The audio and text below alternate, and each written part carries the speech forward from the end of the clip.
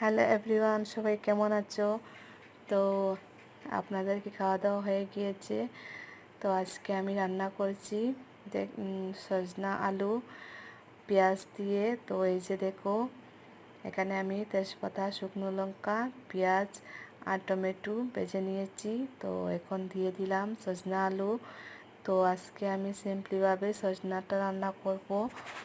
তো সজনা সবজিটা যে কোনোভাবে খাওয়া যায়, তো আমি এইরকমই রান্না করে আজকে করে নেব। তো এই যে হলুদ গুঁড়ো, লঙ্কা গুঁড়ো, জিরে গুঁড়ো দিয়েছি, দিয়ে ভালো করে ভেজে নিচ্ছি। এখন দিয়ে দিলাম জল, দিয়ে ঢাকা দিয়ে রেখেছিলাম। তো এই যে দেখো কমপ্লিট রান্না। তো আপনারা কে কে সজনা পছন্দ করো? আমার তো বেশি ভালো লাগে সজনা।